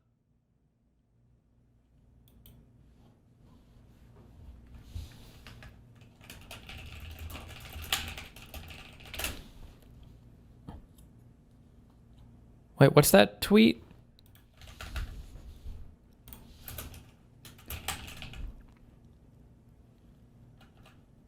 Oh, wait.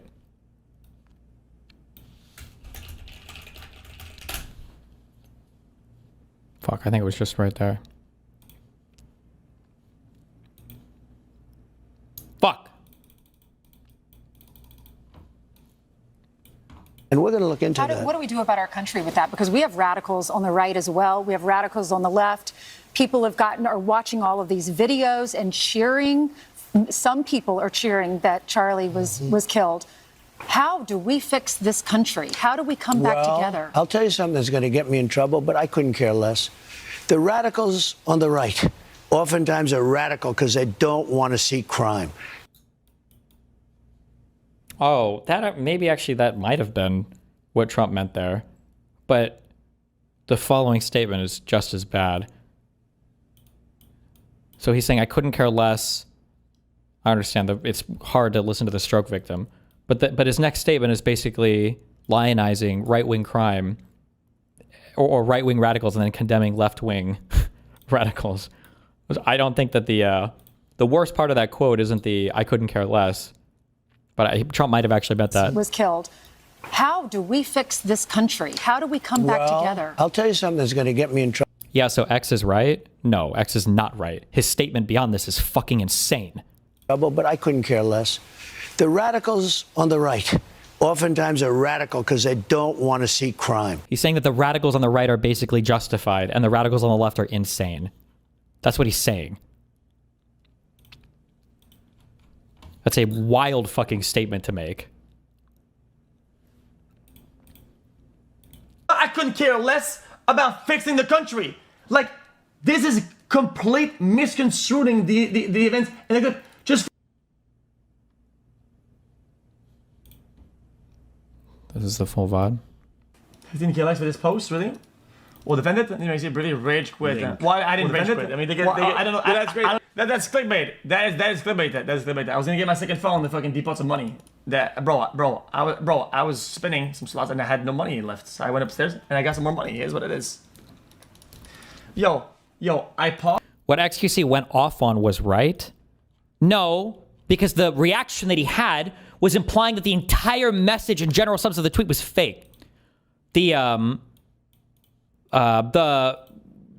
answer of I couldn't care less, this is technically incorrect. But on the substance, what he says afterwards is correct. I interpreted this differently when I first heard it as well. But also, if it was Biden, we would just say oh, it's because he can't speak because he's fucking retarded. But Trump gets infinite passes, I guess, on his inability to construe a sentence without being a fucking retard. Pause the debate for something more important. Money. Money. Buddy?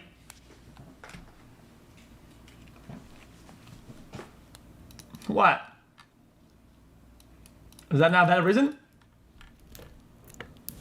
He posts the libs of TikTok, and then one of the biggest accounts on Twitter, push America. So, some value the White House and held Epstein files in hand. Maybe one of the biggest, last most influential public. Yeah, on the right, not to mention one of those examples of social media influencers. Oh, that's a good term. We need to start using that more. Cuck lighting. It's more cuck lighting if you think they actually care about the tweet. Don't take the bait. That's true, right? This is cuck lighting. Will you pretend that you give a fuck about the... It's funny, too, that the guy could be technically incorrect on the sentence inaccuracy, but he's still correct in what he's saying on the substance, because Trump is saying that the right is essentially righteous in their anger and the left isn't. Which is the running away or the worm? Both are pretty good. Bro, I didn't say any dumb shit. I made some valid points that were never addressed. Yep, this thing has some good points, but a lot of the arguments are just mostly based off of just personal opinion and personal worldviews. I don't believe in the cycle. Whatever some guy does, whatever something do bad, I don't believe in the cycle of doing because somebody is doing something. I don't believe in it. It's a world. It is a world view thing. It has nothing to do with anything. There's no facts about it. It's a world view. World view. Also, I gotta keep it a buck. Okay. Why can't you just say that in the optic of what X said, he was right? The message in Twitter was misleading and rewriting the context. Not really. The message was incorrect, but it encapsulates essentially what Trump was saying. The reason why I'm not going to sit here and optics cuck is because you're doing your cuck lighting, is because you're taking a sentence and you're trying to find the minor inaccuracy, and then the response is, well, the response should be, was the response that I just had. Oh, I think that actually is inaccurate. I don't think you read the sentence right. And then you listen to the rest, and then if it's completely 180ing the statement, then you say, oh, this is fucked up. Not good. This is a fucked up tweet. But if you listen to the rest, you go like, oof, it's actually even worse than the tweet implied. To sit here and act like you should have a huge blowout over, oh, I can't believe they got the phrase on Twitter, is fucking, that makes you a retarded fucking tool. Okay, that's it. If you don't want him to react like that, then don't selectively quote that shit. X is right to go by the exact words of what Trump is saying. The clipper who clipped that is guilty as fucking validating the right-wing narratives of Trump simply being misunderstood. I hope you're on the other end in the Civil War, my friend. What a fucking retard. This is also the most cucked. Also, report that shit to me if you see it. If you ever see somebody say the retarded shit of, guys, this is what's totally justifying what they say on the right. This is fucking ban him, ban this person from your life. Don't even talk to these people. They're deeply unserious, and they all fucking voted for Trump anyway. These are like your tally clones in real life, right? When you look to the right and you see every single person being like Civil War, and then you look to the left and there's one guy who like misquotes like a tweet, but the substance is correct, and like, this is why the right is doing what they're doing, guys. Fuck these people. These people are losers, okay? They're not part of your political movement. They shouldn't even be part of your fucking life, okay? Find somebody different to talk to. Holy shit, it's so cucked and cringe. Personal perspective of the world is, is that it is an alternate world entirely. What people do, what people say, what they post, and what officials, elected officials, influencers say. If you combine all the influencers and all the big people of it. Do you think he's aware of his cuck lighting? I used to be more a centrist, but in the back of my mind, I knew that I was stretching to find a good faith interpretation. No, he doesn't think so, because he thinks it generally is the same on both sides. But this guy is a slave to his Twitter algorithm. But like, this guy was arguing with me that that Gavin Newsom never condemned the violence in LA, right? I think there was another point where he was arguing as well that just, there were two different things he was trying to argue that just factually weren't true. They never happened. Or something did happen that he said it didn't happen. I don't remember the second thing. But it's like, this just wasn't the case. But it's because he's only seen what right-wing people, what asshole operator and what Brandon habanero sauce and his urethra are fucking tweeting constantly into his fucking Twitter feed, or programming right into his brain. Or what Roachman Gold are putting right into his fucking brain. Either side, you have maybe a few million likes on their posts made overall, right? A few million likes, right? I'm not kidding. You compare all the biggest posts of all of them on Twitter, the biggest posts about the event that happened, you're talking about hundreds of millions of likes. And you're going to say that these accounts direct all the masses? Dude, that's crazy. It's the culture is in a parallel world to the world of influencers or whatever. They do whatever they want. The culture is self-shaping, self-leading, and that's the problem. What's up, yo? This is also the weak cucked argument. Streamers make this. I feel like I've heard XCC make the opposite argument in the past, but maybe not.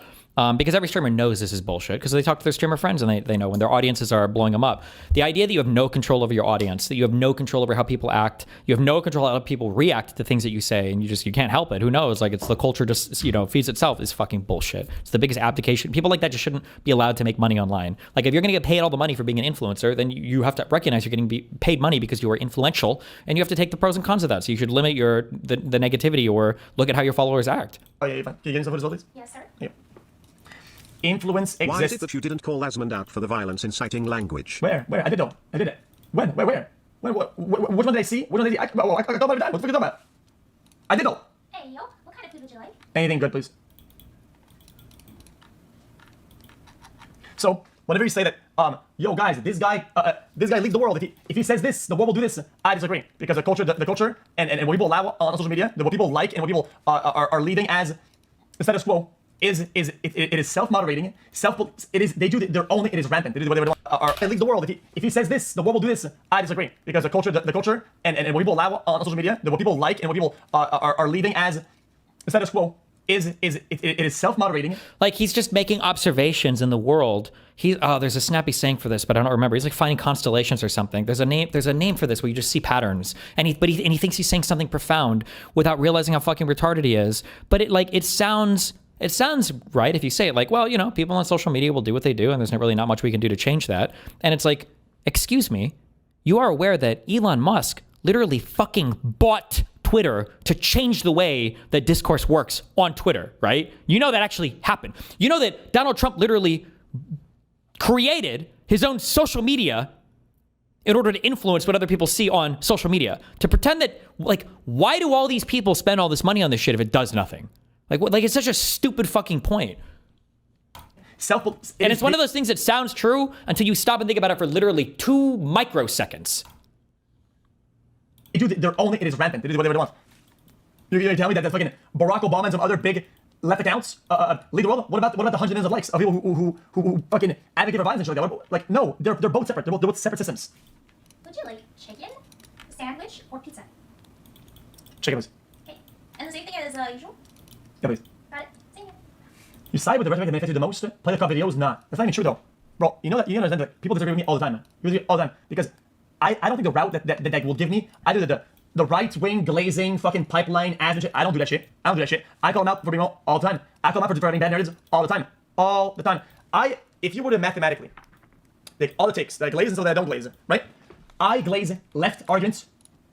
Another issue, this is like a white man issue, not to be too fucking wokey here. And it's hard for us to see, especially because we're so based and dominant in the culture, and fuck everybody else who's a minority in any sense compared to us, the king white men, is people don't understand that when you attack everything equally and you try your best to be quote unquote fair and balanced and have equal criticism of everybody, what you're doing is you are preserving the status quo. And insofar as the status quo benefits you or benefits what you believe in, then it's good. But if it doesn't, then it's bad. People think this like, oh, I'm not unfair to anybody. I criticize all sides evenly when they do or say bad things. Is like, I'll use the obvious, we'll go full wash, right? I'm sure I could find some Jews that were doing some wild shit, before they even started getting shipped off to concentration camps or death camps. And to say that like it's important that we hold Jewish people accountable when they're committing crimes in their neighborhoods, if they are indeed, like stealing from their neighbor or whatever bullshit. And we should call out the Nazis too when they do bad shit as well, for sure, right? But I call out everybody when everybody's doing anything wrong. It's like you're missing the point so much. Like you can have a path of facts that are discretely true on their own individually, but taken into, collectively into account.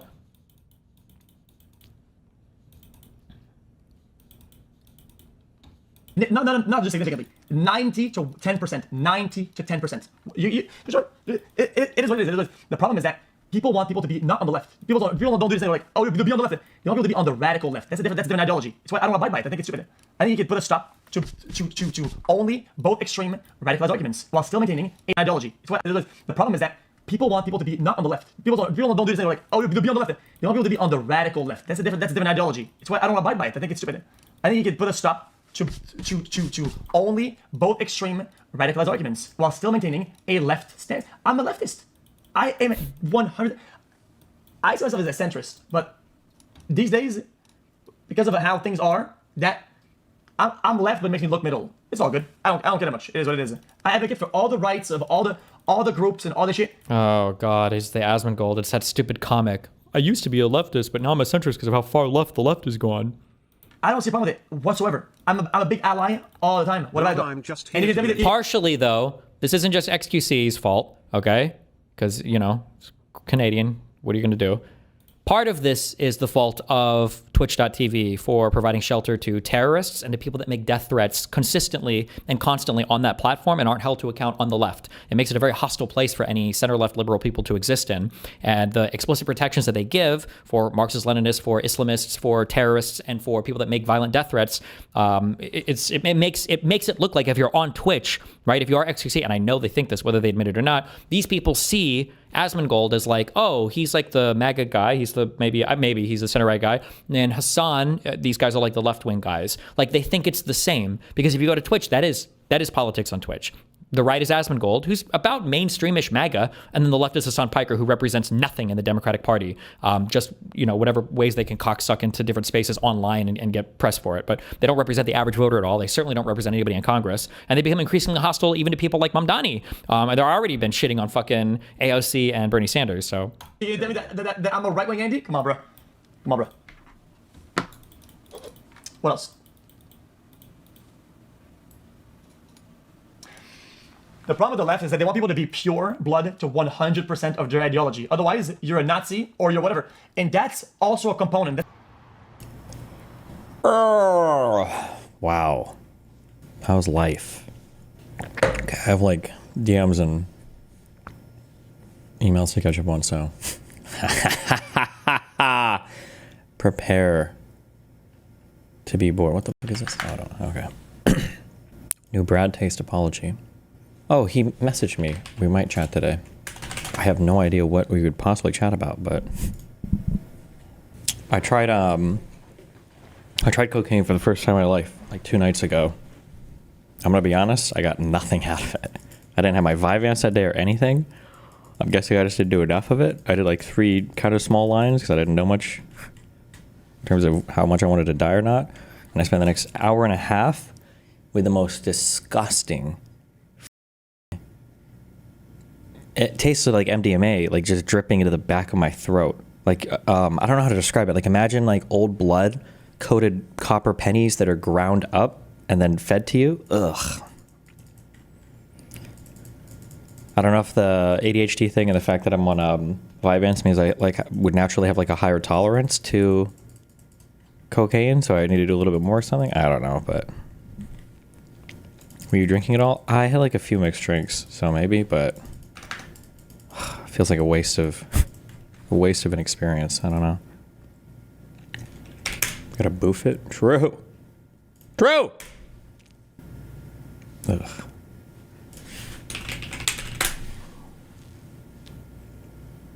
Okay, you're watching this while I speedrun my DMs. Go like.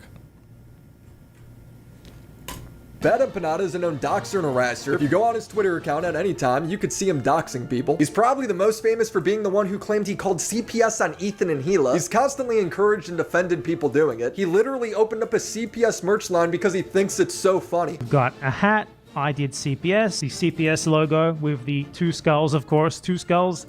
Not a reference to anything in particular. He knowingly defames people. In my last video, I pointed out that Bad Empanada constantly claims that Lonerbox's dad was part of a militia group that killed a bunch of civilians. No evidence for it. His response is to give the most forced laugh I've ever heard. And then he just doubles down on everything he made up. He complains that I called Lonerbox. That I said that Lonerbox's dad participated in the Sabra and Shatila massacre, which he absolutely did, by the way.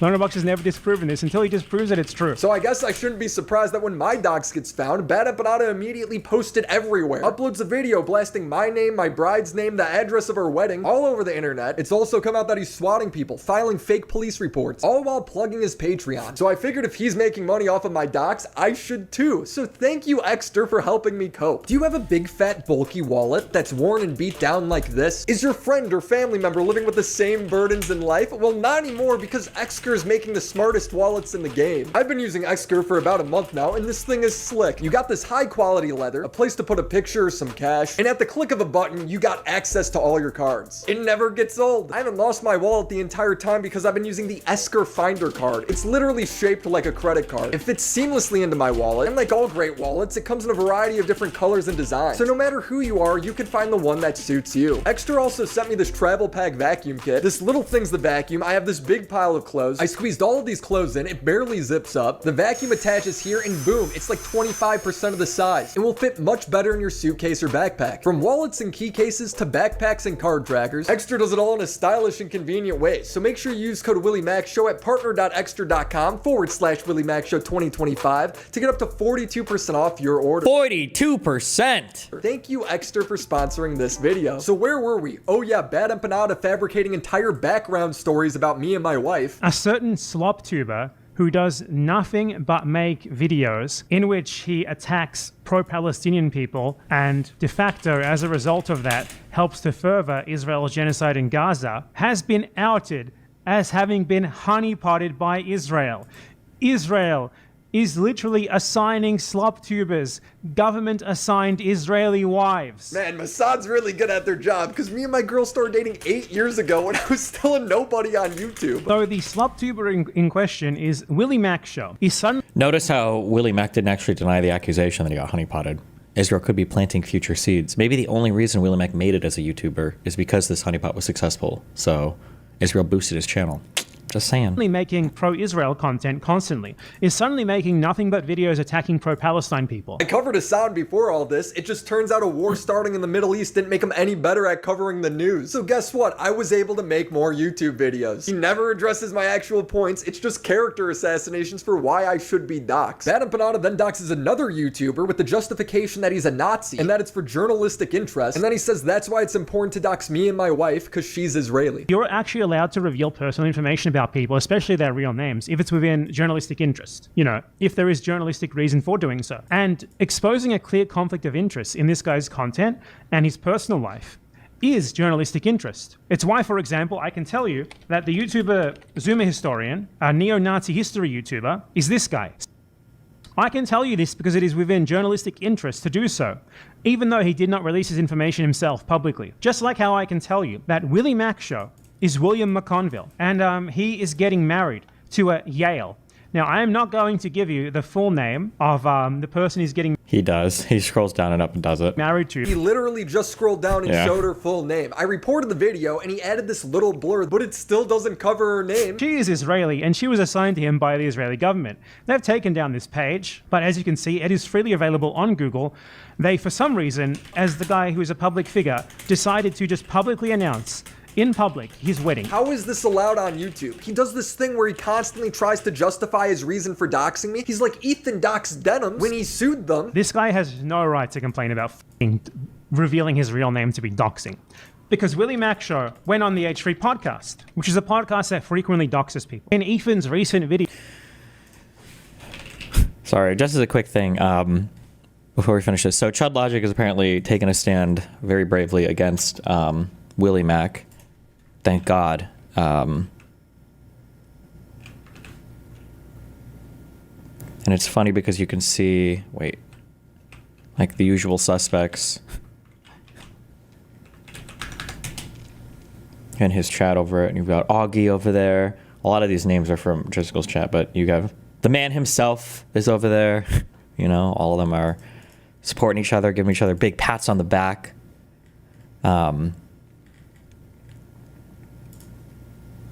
My last DMs with Willie Mack were on July 24th. I just messaged him to tell him that, to make sure that he knew that his wife and wedding were being doxxed.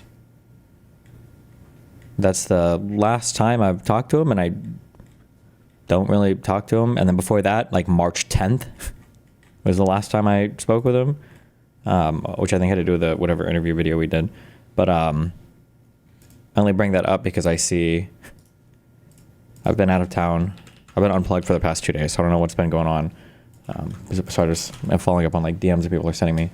But apparently, Jessica was trying to say, dude, I'm just realizing Willie Mack is almost certainly in Destiny's DMs. Where's the proof, Destiny? You have the proof, right? Destiny, you're not just like a son. I don't talk to Willie Mack about any of his videos or any of the shit that he does. I don't know why or where this idea comes from, other than all of these people have the same stance that because they're trying to control everything behind the scenes, I must be trying to control everything behind the scenes. But I'm very open. Okay, I'm like Donald Trump right now. Okay, I'm very open about everything I do right now. You can see everything I do. People are not happy with it. Well, here it is.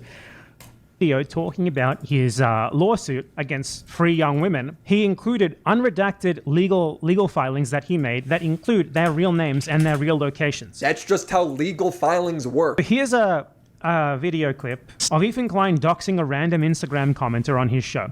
Ethan goes through the guy's Instagram, brings up pictures of his family members. Commenter commented from their Instagram account with their full name, talking